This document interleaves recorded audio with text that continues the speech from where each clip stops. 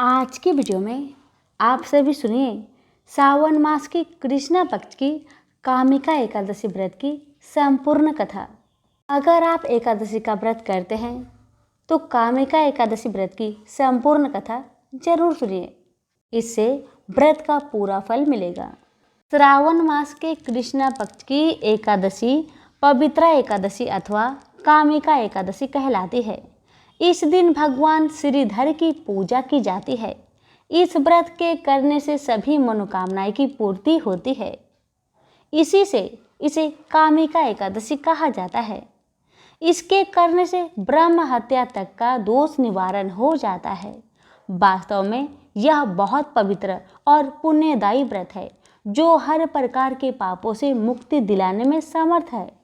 कुंती पुत्र धर्मराज युधिष्ठिर बोले कि हे भगवान, मैंने आषाढ़ मास के शुक्ला पक्ष की देवशयनी एकादशी का सविस्तार वर्णन सुना। अब आप मुझे श्रावण मास की कृष्ण पक्ष की एकादशी की कथा सुनाइए। उस एकादशी का नाम क्या है तथा इसकी विधि क्या है? इसमें कौन से देवता की पूजा होती है? भगवान श्री कृष्ण बोले, हे राजन, इस एकादशी की कथा कहता हूँ, ध्यान पूर्वक सुनो। एक समय इस एकादशी की पावन कथा को भीष्म पितामह ने लोक के हित के लिए नारद जी से कहा था। एक समय नारद जी ने पूछा कि हे पितामह, आज मेरी श्रावण के कृष्णा पक्ष की एकादशी की कथा सुनने की इच्छा है, अतः अब आप एकादशी की व्रत कथा विधि सहित सुनाइए। भीष्म पितामह नारद के वचन को सुनकर बोले कि नारद जी, आपने मुझे अत्यंत सुंदर प्रश्न किया है। आप ध्यान लगाकर सुनिए।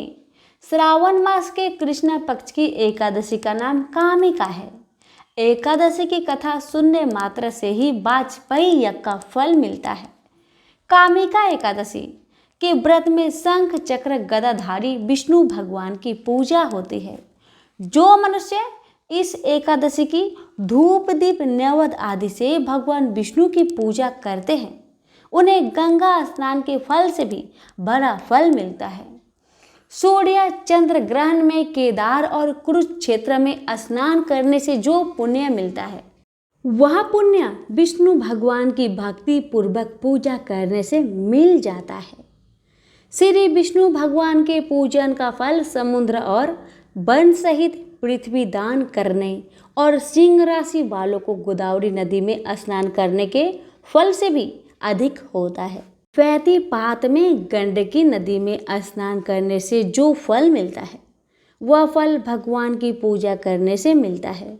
संसार में भगवान की पूजा का फल सबसे अधिक है। भगवान की पूजा का फल श्रावण मास के कृष्ण पक्ष की एकादशी के फल के बराबर है। अतः भक्ति पूर्वक भगवान की पूजा ना बन सके तो श्रावण मास के कृष्णा पक्ष की कामिका एकादशी का व्रत अवश्य करना चाहिए। आभूषणों से युक्त बछड़ा सहित गौदान करने से जो फल मिलता है, वह फल कामिका एकादशी के व्रत के फल से मिलता है। जो उत्तम द्विज श्रावण मास के कृष्णा पक्ष की कामिका एकादशी का व्रत करते हैं तथा श्री विष्णु भगवान की पूजा करते हैं, उससे समस्त देव, नाग, किन्नर, प्रेत आदि की पूजा हो जाती है। इसलिए पापी से डरने वाले व्यक्ति को विधि विधान सहित इस व्रत को करना चाहिए। संसार सागर तथा पापों में फंसे हुए मनुष्य को इससे छूटने के लिए कामिका एकादशी का व्रत करना चाहिए। कामिका एकादशी के व्रत से समस्त पाप नष्ट हो जाते हैं। संसार में इससे अधिक पापों को नष्ट करने वाला कोई और उपाय नहीं है। हे नारद जी, स्वयं भगवान ने अपने मुख से कहा है कि मनुष्य को आध्यात्मिक विद्या से जो फल मिलता है, उससे अधिक फल कामिका एकादशी का व्रत करने से मिल जाता है। इस व्रत के करने से मनुष्य अंतिम समय में अनेक दुखों से युक्त यमराज तथा नरक के दर्शन नहीं करता। कामिका एकादशी के व्रत तथा रात्रि के जागरण से मनुष्य को कुयोनि नहीं मिलती और अंत में स्वर्ग लोक को जाता है। जो मनुष्य श्रावण मास के कृष्णा पक्ष की कामिका एकादशी को तुलसी से भक्ति पूर्वक श्री विष्णु भगवान की पूजा करते हैं, वे संसार सागर में रहते हुए भी इस प्रकार अलग रहते हैं, जिस प्रकार कमल पुष्प जल में रहता हुआ भी जल से अलग रहता है। भगवान की तुलसी दल से पूजा करने का फल 1 भार स्वर्ण और 4 भार चांदी के दान के फल के बराबर है। श्री विष्णु भगवान रत्न मोती मणि आदि आभूषणों की अपेक्षा तुलसी दल से अधिक प्रसन्न होते हैं। जो मनुष्य भगवान की तुलसी दल से पूजा करते हैं उनके समस्त पाप नष्ट हो जाते हैं। हे नारद जी, मैं भगवान की अत्यंत प्रिय श्री तुलसी जी को नमस्कार करता हूँ। तुलसी जी के दर्शन मात्र से मनुष्य के समस्त पाप नष्ट हो जाते हैं और शरीर के स्पर्श मात्र से मनुष्य पवित्र हो जाता है। तुलसी जी को जल से स्नान कराने से मनुष्य की समस्त यम यातनाएं नष्ट हो जाती है। जो मनुष्य तुलसी जी को भक्ति पूर्वक भगवान के चरण कमलों में अर्पित करता है उसे मुक्ति मिलती है। जो मनुष्य इस कामिका एकादशी की रात्रि जागरण करते हैं और दीप दान करते हैं उनके पुण्य को लिखने में चित्रगुप्त भी असमर्थ है। जो मनुष्य एकादशी के दिन भगवान के सामने दीप जलाते हैं उनके पितरगण स्वर्गलोक में सुधा का पान करते हैं। जो मनुष्य भगवान के सामने घी या तेल का दीपक जलाते हैं उनको सूर्य लोक में भी सहस्त्रों दीपकों का प्रकाश मिलता है।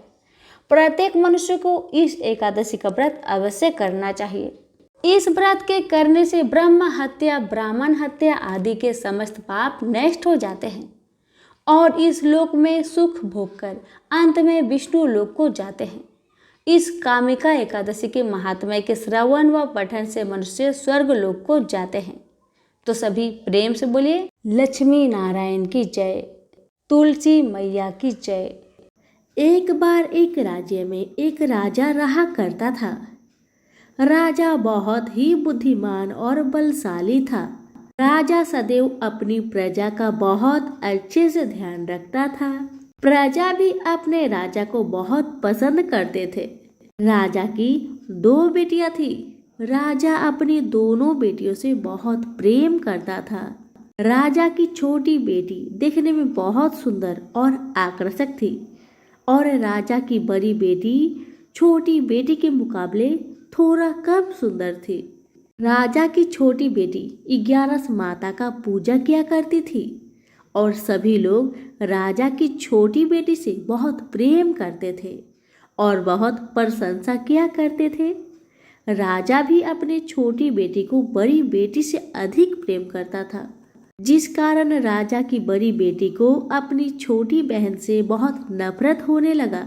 राजा की दोनों बेटियां जब बड़ी हो गई तब एक पड़ोस राज्य में रहने वाला राजकुमार राजा की बड़ी बेटी के लिए रिश्ता लेकर आया। लेकिन जैसे ही उस राजकुमार की नजर राजा की छोटी बेटी पर पड़ी तो वह राजकुमार राजा की छोटी बेटी पर आकर्षक हो गया और उसे पहली नजर में ही उससे प्रेम हो गया। उस राजकुमार ने राजा की बड़ी बेटी के साथ विवाह करने के लिए मना कर दिया और उसने राजा से कहा कि मैं आपकी छोटी बेटी से विवाह करना चाहता हूँ। इसके बाद राजा की बड़ी बेटी यह देखकर अपनी छोटी बहन से बहुत क्रोधित हो गई और राजा की बड़ी बेटी ने अपनी छोटी बहन को अपना सबसे बड़ा दुश्मन मान लिया। राजा की बड़ी बेटी ने अपनी छोटी बहन से बदला लेने का निर्णय लिया, जिसके लिए उसने अपनी छोटी बहन को जान से मारने का प्लान बनाया। राजा की बड़ी बेटी ने अपनी छोटी बहन को मारने के लिए सबसे पहले एक लड्डू में जहर मिलाकर उसने अपनी छोटी बहन को दे दिया और उसको लड्डू खाने के लिए कहा। छोटी बहन ने लड्डू खा भी लिया, लेकिन चमत्कार देखिए, 11 माता की कृपा से छोटी बहन का एक बाल भी बाका ना हुआ। बड़ी बहन यह देखकर बहुत आश्चर्यचकित में पड़ गई, लेकिन बड़ी बहन ने हार नहीं मानी। उसने सोचा अब की बार मेरी बहना बच गई, लेकिन अगली बार नहीं बचेगी। बड़ी बहन ने जब छोटी बहन रात में अपने कमरे में सो रही थी तब उसने एक मटके में सांप रखकर उसे कमरे में छोड़ दिया। 11 माता के चमत्कार से, उनकी कृपा से छोटी बहन को कुछ नहीं हुआ। जब बड़ी बहन ने देखा कि मेरी छोटी बहन सही सलामत है तो उसने फिर एक चाल चली। उसने अपनी बड़ी बहन को कहा कि चलो कुएं से पानी भर के लाते हैं। अब तो दोनों बहन मिलकर कुएं के पास जाते हैं। बड़ी बहन ने कहा, बहन तुम कुएं के पास चलो, पानी निकालो। जैसे ही बहन कुएं के पास गई, बड़ी बहन ने छोटी बहन को कुएं में ढकेल दिया। लेकिन 11 माता का लीला देखिए, तब भी छोटी बहन को कुछ भी नहीं हुआ। बड़ी बहन बार बार असफल होती रही क्योंकि 11 माता छोटी बहन की रक्षा कर रही थी। तो बड़ी बहन का हर प्रयास असफल हो रहा था, इसलिए बड़ी बहन बहुत क्रोधित होती जा रही थी। फिर उसने अपनी छोटी बहन के पास जाकर उससे खुद पूछा कि मेरी छोटी बहन, तुमको पता है भगवान ने सबकी मृत्यु एक निश्चित समय पर लिखी हुई है, और कैसे तुम्हारी मृत्यु होगी क्या तुम जानती हो? तब छोटी बहन ने अपनी बड़ी बहन को बताया कि हाँ, मैं तो जानती हूँ मेरी मृत्यु कैसे होगी। छोटी बहन से यह सुनकर बड़ी बहन मन ही मन बहुत प्रसन्न होने लगी और उसने अपनी छोटी बहन से कहा कि तुम मुझे अपनी मृत्यु की राज बताओ। छोटी बहन तो दिल की बहुत अच्छी थी। उसने अपनी मृत्यु का सारा कारण अपनी बहन को बताना शुरू किया कि मेरी मृत्यु तो एक तोते में है। जो तोते के गले में एक हार है, उससे मेरी मृत्यु होगी। जब तक कोई भी व्यक्ति तोते को मारकर वह हार अपने गले में पहनेगा तो मैं मूर्छित हो जाऊंगी, और जैसे ही उस हार को अपने गले से उतारेगा मैं वापस से जीवित हो जाऊंगी। अपनी छोटी बहन की मृत्यु की राज जानकर बड़ी बहन बहुत ही खुश हो गई और उसने अपनी छोटी बहन को मारने के लिए उसके पालतू तोते को ढूंढना शुरू कर दिया।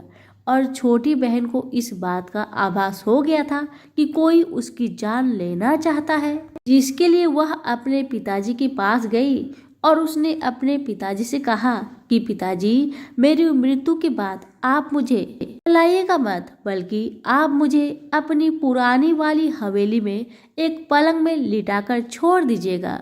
अपनी छोटी लड़की की यह बात सुनकर राजा बहुत आश्चर्य में पड़ गया। राजा ने अपनी छोटी बेटी से पूछा, बेटी तुम ये क्या कह रही हो? तब राजा की छोटी बेटी ने बताया, पिताजी समय किसी के लिए नहीं रुका है, कब क्या हो जाए किसी को कुछ पता नहीं। और फिर राजा ने अपनी बेटी से कहा कि तुम ऐसी बातें क्यों कर रही हो? 2-3 दिन के बाद तुम्हारा विवाह है। लेकिन छोटी बेटी ने अपने पिताजी को ऐसा करने पर मजबूर कर दिया और उसने वचन ले लिया। राजा ने भी अपनी छोटी बेटी की बात स्वीकार कर ली और 2-3 दिनों के बाद जब शादी का समय आया तब राजकुमार बारात लेकर राजा के घर आया और राजकुमार और राजा की छोटी बेटी का विवाह शुरू हो गया। जैसे ही राजा की छोटी बेटी राजकुमार के साथ फेरे लेना शुरू करती है तो उसकी बड़ी बहन अपनी छोटी बहन के कमरे में जाकर उसके तोते को पकड़ लेती है और उसको जान से मार देती है। तोते के गले में जो हार था उसको अपने गले में धारण कर लेती है। जैसे ही बड़ी बहन उस हार को अपने गले में धारण करती है तो उधर छोटी बहन 3.5 ही फेरे ले पाती है और वहीं पर बेहोश होकर गिर जाती है। जिसके बाद राजा ने बड़े बड़े वैद्य हकीमों को बुलाया और अपनी छोटी बेटी का इलाज करने के लिए कहा। राजा की बात सुनकर वैद्य ने छोटी बेटी को चेक किया तो राजा को बताया कि आपकी छोटी बेटी ना तो जीवित है और ना ही मरी हुई है। यह मैं पहली बार देख रहा हूँ। राजा ने वैद्य और हकीम को यह बात बाहर बताने से मना कर दिया और उनको कहा कि अगर तुमने यह बात किसी को बाहर बताई तो हम तुम्हें फांसी दे देंगे। राजा ने अपनी छोटी बेटी को पुराने महल में जाकर एक पलंग में लिटा दिया जैसे उनकी बेटी ने उनसे कहा था और वहां पर कुछ सैनिक को तैनात कर दिया। वापस अपने महल में आ गए। राजा की बड़ी बेटी अपने पिताजी के पास आई और कहने लगी कि पिताजी, अगर यह शादी संपन्न नहीं हुई तो आपकी इज्जत का क्या होगा? आप कहे तो मैं आपकी इज्जत बचाने के लिए राजकुमार से शादी करने के लिए तैयार हूँ। इसके बाद राजा ने अपनी बड़ी बेटी की बात मान ली और राजा ने बड़ी बेटी को छोटी बेटी की कपड़े पहनाकर मंडप पर भेज दिया। लेकिन राजकुमार यह जान गया कि यह राजा की छोटी बेटी नहीं बल्कि बड़ी बेटी है। लेकिन जब राजकुमार ने शादी करने से मना किया तो सभी लोगों ने राजकुमार को विवश करके राजा की बड़ी बेटी से बचे हुए फेरे को संपन्न करा दिया और विवाह करवा दिया। जिसके बाद राजकुमार राजा की बड़ी बेटी को अपने महल में ले गया। राजकुमार राजा की बड़ी बेटी से ना तो बात करता था, न ही उसको पसंद करता था और ना ही उसके आसपास भटकता था। और राजकुमार ने यह फैसला कर लिया था वह अपनी प्रेमिका को ढूंढ कर ही रहेगा और यह जानकर रहेगा कि उसके साथ क्या हुआ। एक दिन राजकुमार अपने घोड़े पर सवार होकर राजा के पुराने महल के पास पहुंच गया, जहां पर उसने कुछ सैनिकों को देखा। महल के पास पहुंचकर राजकुमार ने जब महल को ध्यान से देखा तो वह समझ गया कि यह तो हमारे ससुर जी का महल है। तब राजकुमार ने सैनिकों से पूछा, तुम लोग यहाँ क्या कर रहे हो और इस महल के अंदर उस पलंग में कौन लेटा है। जिसके बाद सैनिकों ने बताया कि यहाँ पर राजा की छोटी बेटी लेटी है। यह सुनकर राजकुमार बहुत प्रसन्न हो गया और वह तुरंत अपनी प्रेमिका के पास पहुंच गया और उसकी सेवा करने लगा। जैसे ही रात हुई तो राजा की छोटी बेटी उठकर खड़ी हो गई। राजकुमार यह देखकर बहुत खुश हो गया और उसने अपनी प्रेमिका से पूछा कि तुम यहाँ क्या कर रही हो, तुम मेरे साथ मेरे घर चलो। राजा की छोटी बेटी ने राजकुमार को सारी बातें बता दी। मेरी जान एक तोते में बसी थी और मैंने यह बात सिर्फ अपनी बड़ी बहन को बताया था और मुझे पता है कि उसने ही मुझे मारने का प्रयास किया है। उसके पास एक हार है जिसको वह सुबह पहन लेती है और रात को उतार देती है। जब तक वह हार को पहने रहती है तब तक मैं मूर्छित रहती हूँ और जैसे ही वह हार को उतार देती है तो मैं जीवित हो जाती हूँ। और जब तक मेरी बड़ी बहन के पास वह हार है तब तक मैं ऐसे ही जीवित और मूर्छित होती रहूंगी। पर मेरी बड़ी बहन के पास जो हार है वह मेरे हाथ में लग जाए तो मैं हमेशा के लिए जीवित हो जाऊंगी। राजकुमार यह बात सुनकर राजा की छोटी बेटी के पास रहने का निर्णय ले लिया और उसने अपने बचे हुए सारे फेरे उस पलंग में लेटी राजा की छोटी बेटी के साथ ले लिया और अपना विवाह पूर्ण कर लिया और वहीं पर ही रहने लगा। देखते ही देखते कुछ समय में राजा की छोटी बेटी और राजकुमार की पत्नी पेट से हो गई। एक दिन राजकुमार को किसी काम से बाहर जाना पड़ा। तब छोटी बहन के पेट में बहुत तेज दर्द होने लगा। इसके बाद उसने 11 माता का आह्वान किया, जिसके बाद वहां पर 11 माता प्रकट हुई और उन्होंने अपनी भक्तों के दर्द को दूर किया और एक पुत्र की प्राप्ति करवाई। और वहीं पर अचानक से राजकुमार भी आ गया। राजकुमार ने 11 माता को देखा तो वह आश्चर्यचकित हो गया और उसने तुरंत माता को प्रणाम किया। और 11 माता ने राजकुमार से कहा कि जब तुम्हारा बेटा 5 वर्ष का हो जाए तो तुम अपनी पत्नी का हार लाकर इसके गले में डाल देना। और देखते ही देखते राजकुमार और राजा की छोटी बेटी का पुत्र 5 वर्ष का हो जाता है। तो राजकुमार अपने बेटे से कहता है कि बेटा, मैं कुछ काम से बाहर जा रहा हूँ, तुम अपनी माता का ध्यान रखना। और वहां से चला जाता है। राजा को बाहर निकलता देख बड़ी बहन के सैनिक देख लेते हैं और बड़ी बहन को जाकर सारी बात बता देते हैं। जिसके बाद बड़ी बहन अपनी छोटी बहन के पुत्र को वहां से उठवा लेती है और उसको मरवा देती है। छोटी बेटी के पुत्र के 2 टुकड़े करवा देती है। पहला टुकड़ा चक्की के पास छुपा देती है और दूसरा टुकड़ा अपनी पलंग के नीचे रख देती है। अब 11 माता भिखारी का रूप लेकर आती है। एक भिखारी का रूप रखकर बड़ी बहन के पास चली जाती है, जिसके बाद वहां से भिक्षा मांगने लगती है। बड़ी बहन अपने नौकरों से कहती है कि जाकर भिक्षा दे दो, लेकिन जैसे ही नौकर 11 माता को भिक्षा देने के लिए आते हैं तो माता उन्हें मना कर देती है और कहती है कि मैं तुम्हारी महारानी से ही भिक्षा लूंगी। जिसके बाद बड़ी बहन स्वयं ही भिक्षा देने के लिए माता के पास आती है।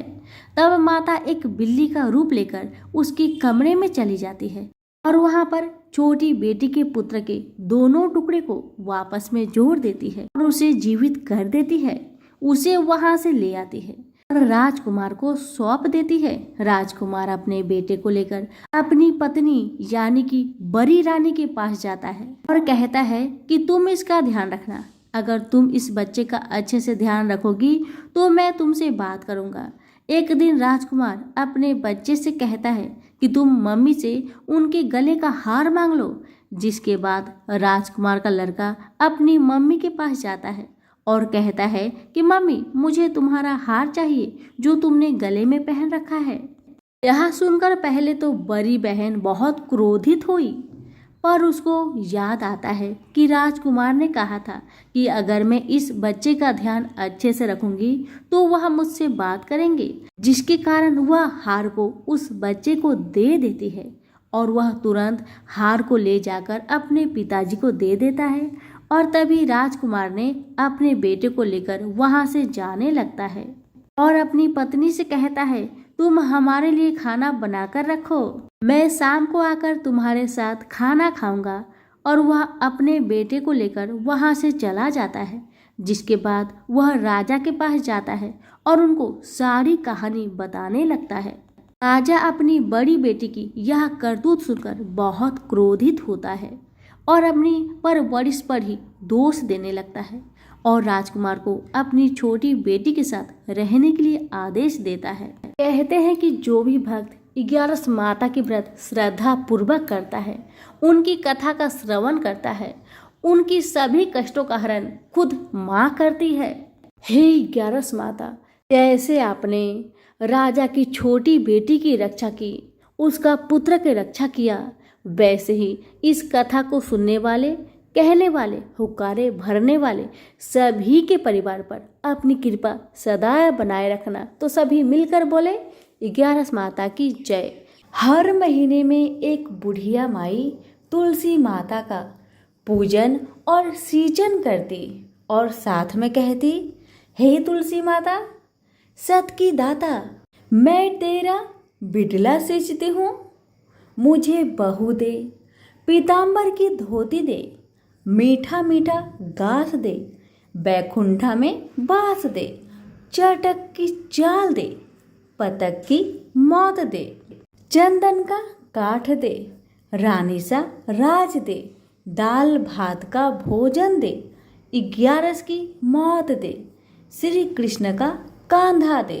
बूढ़ी माई की ये सभी बातें सुनकर तुलसी माता सूखने लगी तो भगवान ने पूछा कि हे तुलसी, तुम क्यों सूख रही हो? भगवान की बातें सुन तुलसी माता कहने लगी कि एक बुढ़िया माई मेरे पास रोज आती है और वह पूजन करके यही बात कह जाती है। मैं सब बात को पूरा कर दूंगी, लेकिन भगवान कृष्ण का कंधा कहाँ से लाऊंगी? तो भगवान बोले, जब वो बुढ़िया मरेगी तो मैं अपने आप उसे कंधा देने आ जाऊंगा। तो बुढ़िया माई से कह देना। समय बीतता गया। जब बुढ़िया माई मर गई, सब लोग आ गए। जब माई को ले जाने लगे तो वह किसी से न उठी। तब भगवान एक 12 बरस के बालक का रूप धारण करके आए। बालक ने कहा, मैं कान में एक बात कहूँगा तो बुढ़िया माई उठ जाएगी। बालक ने कान में कहा, बुढ़िया माई मन की निकाल ले, पीताम्बर की धोती ले, मीठा मीठा घास ले, बैकुंठा बास ले, चटक की चाल ले, पटक की मौत ले, कृष्ण जी का कांधा ले। यह सुनकर बुढ़िया माई हल्की हो गई। भगवान ने कंधा दिया और बुढ़िया माई को मुक्ति मिल गई। हे तुलसी माता, जैसे बुढ़िया माई को मुक्ति दी वैसे सबको देना। प्रेम से बोलिए तुलसी मैया की जय हो। एक बार भगवान विष्णु जी शेष नाग पर बैठे बैठे बोर हो गए और उन्होंने धरती पर घूमने का विचार किया। वैसे भी कई साल बीत गए थे। धरती पर आए और वह अपनी यात्रा की तैयारी में लग गए। स्वामी को तैयार होता देखकर लक्ष्मी माँ ने पूछा, आज सुबह सुबह कहाँ जाने की तैयारी हो रही है? विष्णु जी ने कहा, हे लक्ष्मी, मैं धरती लोक पर घूमने जा रहा हूँ। तो कुछ सोचकर माता ने कहा, हे देव, क्या मैं भी आपके साथ चल सकती हूँ? भगवान विष्णु ने 2 पल सोचा और फिर कहा, एक शर्त है, पर तुम मेरे साथ चल सकती हो।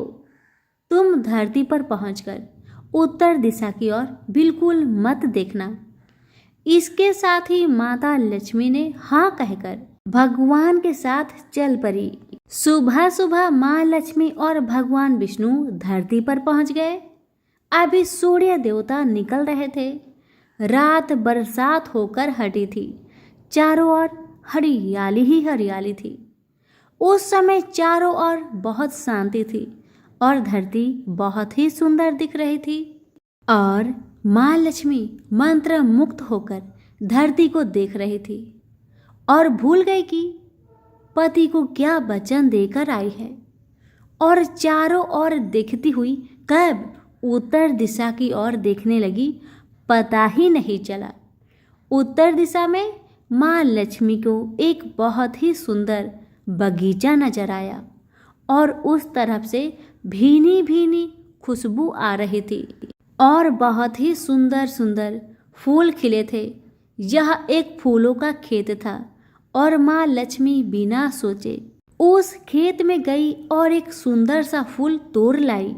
लेकिन यह क्या, जब माँ लक्ष्मी भगवान विष्णु के पास वापिस आई तो भगवान विष्णु की आंखों में आंसू थे और भगवान विष्णु ने माँ लक्ष्मी को कहा कि कभी भी किसी से बिना पूछे उसका कुछ भी नहीं लेना चाहिए, और साथ ही अपना वचन भी याद दिलाया।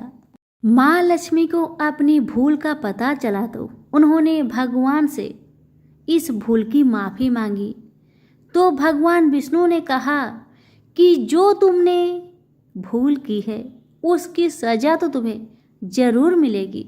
जिस माली के खेत से तुम बिना पूछे फूल तोड़ा है वह एक प्रकार की चोरी है, इसलिए अब 3 साल तक माली के घर नौकर बनकर रहो।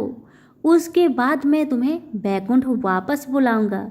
माँ लक्ष्मी ने चुपचाप सर झुकाकर हाँ कह दी और फिर माँ लक्ष्मी एक गरीब औरत का रूप धारण करके उस खेत के मालिक के घर गई। घर क्या, एक झोपड़ा था और मालिक का नाम माधव था। माधव की बीवी, 2 बेटे और 3 बेटियां थी।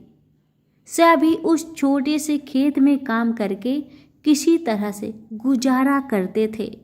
माँ लक्ष्मी जब एक साधारण और गरीब औरत बनकर जब माधव के झोपड़े पर गई तो माधव ने पूछा, बहन तुम कौन हो और इस समय तुम्हें क्या चाहिए?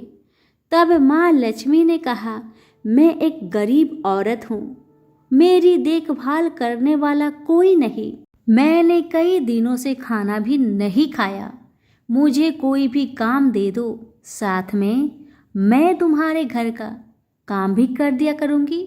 बस मुझे अपने घर में एक कोने में आसरा दे दो। माधव बहुत ही अच्छे दिल का मालिक था। उसे दया आ गई, लेकिन उसने कहा, बहन मैं तो बहुत गरीब हूँ, मेरी कमाई से मेरे घर का खर्च मुश्किल से चलता है, लेकिन अगर मेरी 3 की जगह 4 बेटियां होती तो तभी मुझे गुजारा करना ही था। अगर तुम मेरी बेटी बनकर जैसा रूखा सूखा हम खाते हैं उसमें खुश रह सकती हो तो बेटी बनकर अंदर आ जाओ। माधव ने माँ लक्ष्मी को अपने झोपड़े में शरण दे दी और माँ लक्ष्मी 3 साल तक उस माधव के घर पर नौकर बनकर रही। जिस दिन माँ लक्ष्मी माधव के घर आई थी उससे दूसरे दिन ही माधव को इतनी आमदनी हुई, फूलों की कमाई से ही शाम को एक गाय खरीद ली। धीरे धीरे माधव ने काफी जमीन खरीद ली और सब ने अच्छे अच्छे कपड़े भी बनवा लिए और फिर एक बड़ा पक्का का घर भी बना लिया। बेटियों और बीबी ने गहने भी बनवा लिए और अब मकान भी बहुत बड़ा बनवा लिया था। माधव हमेशा सोचता था कि मुझे ये सब इस महिला के आने के बाद ही मिल रहा है। इस बेटी के रूप में मेरी किस्मत आ गई है। माँ लक्ष्मी को आते हुए 2 से 5 साल बीत गए थे, लेकिन माँ लक्ष्मी अब भी घर में और खेतों में काम करती थी। एक दिन माधव जब अपने खेतों से काम खत्म करके घर आया तो उसने अपने घर के सामने द्वार पर एक देवी स्वरूप गहनों से लदी एक औरत को देखा। ध्यान से देखकर पहचान गया, अरे यह तो मेरी मुंह बोली चौथी बेटी यानी वही औरत है।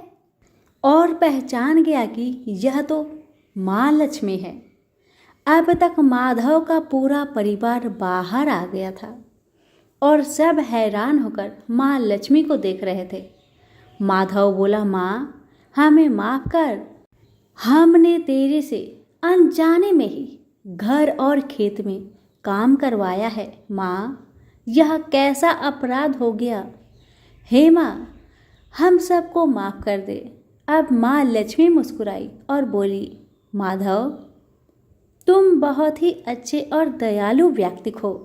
तुमने मुझे अपनी बेटी की तरह रखा। इसके बदले में मैं तुम्हें वरदान देना चाहती हूँ कि तुम्हारे पास कभी भी खुशियाँ की और धन की कमी नहीं रहेगी। तुम्हें सारे सुख मिलेंगे जिसके तुम हकदार हो। और फिर माँ अपने स्वामी के दोबारा भेजे रथ में बैठकर बैकुंठ चली गई। तो प्रेम से बोलिए लक्ष्मी नारायण की जय हो। उमापति शंकर भगवान और गणेश जी की कहानी। कहते हैं कि एक घने जंगल में शिशु गणेश को माता पार्वती छोड़कर चली गई। उस जंगल में हिंसक जीव ही घूमते रहते थे। वहां कभी कभार ऋषि मुनि भी उस जंगल से गुजरते थे। उस भयानक जंगल में एक सियार ने उस शिशु को देखा और वह उसके पास जाने लगा। तभी उसी समय ही वहां से ऋषि वेद व्यास जी के पिता पराशर मुनि गुजर रहे थे और उनकी दृष्टि उस अबोध बालक पर पड़ी और उन्होंने देखा कि एक सियार भी उस शिशु की ओर धीरे धीरे आ रहा है। पहले तो पराशर मुनि ने सोचा कि कहीं यह इंद्र का कोई खेल या माया तो नहीं जो मेरा तप भंग करना चाहता हो। यह सोचते हुए महर्षि पराशर तेजी से शिशु की ओर बढ़े और यह देखकर वह सियार अपनी जगह पर ही रुक गया और फिर चुपचाप ही वन में कहीं गुम हो गया। महर्षि पराशर ने उस बालक को ध्यान से देखा। उसकी 4 भुजाएं थी, रक्त वर्ण और गज वंदन था, सुंदर वस्त्र पहन रखे थे। तब उन्होंने उसके छोटे छोटे चरणों को देखा तो उस पर ध्वज अंकुश और कमल की रेखाएं स्पष्ट नजर आ रही थी। यह देखकर महर्षि के शरीर में रोमांच हो आया और वो समझ गए कि यह कोई साधारण बालक नहीं बल्कि स्वयं प्रभु थे। तब उन्होंने शिशु के चरणों में अपना मस्तक रख दिया और वे खुद को भाग्यशाली समझने लगे। वे उस शिशु को लेकर अपने आश्रम चले गए। उनकी पत्नी वत्सला ने जब महर्षि के हाथों में एक नन्हे बालक को देखा तो पूछा, यह आपको कहाँ से मिला? महर्षि ने कहा कि यह जंगल के एक सरोवर के तट पर पड़ा था। लगता है कि को क्रूर हृदय अभागा इसे वहां छोड़ गया है। वत्सला शिशु को देखकर बहुत प्रसन्न हुई। तब पराशर ने अपनी पत्नी को समझाया कि यह साक्षात त्रिलोकीनाथ है, यह हमारा उद्धार करने के लिए आए हैं। यह वचन सुनकर वत्सला रोमांचित हो गई। दोनों ने मिलकर गणेश का पालन पोषण किया। कहते हैं कि भगवान श्री गणपति ने कृत युग में कश्यप व आदिति के यहाँ श्री अवतार महोत्कट विनायक नाम से जन्म लिया। इस अवतार में गणपति ने देवतांतक व नरात्मक नामक राक्षसों का संहार कर धर्म की स्थापना की व अपने अवतार की समाधि की। त्रेता युग में गणपति ने उमा के गर्भ से भाद्रपद शुक्ल चतुर्थी के दिन जन्म लिया था और उन्हें गणेश नाम दिया गया। इस अवतार में गणपति ने सिंधु नामक दैत्य का विनाश किया। वह ब्रह्मदेव की कन्याएं सिद्धि और रिद्धि से विवाह किया। द्वापर युग में गणपति ने पुनः पार्वती की गर्भ से जन्म लिया। वह गणेश कहलाए, परंतु गणेश के जन्म के बाद किसी कारणवश पार्वती ने उन्हें जंगल में छोड़ दिया, जहां पर पराशर मुनि ने उनका पालन पोषण किया। इन्हीं गणेश ने ही ऋषि वेद व्यास के कहने पर महाभारत लिखी थी। इस अवतार में गणेश ने सिंदूरासुर का वध करके उसके द्वारा कैद किए अनेक राजाओं व वीरों को मुक्त करवाया था। इसी अवतार में गणेश ने वरण्य नामक अपने भक्त को गणेश गीता के रूप में साक्षात्व तत्व ज्ञान का उपदेश दिया। ऐसा भी कहा जाता है कि वे महिष्मति वैरण्य के पुत्र थे। कुरूप होने के कारण उन्हें जंगल में छोड़ दिया गया था। कथा समाप्त हुई। प्रेम से बोलिए गणेश महाराज की जय हो। उमापति शंकर भगवान की जय हो। धन्यवाद।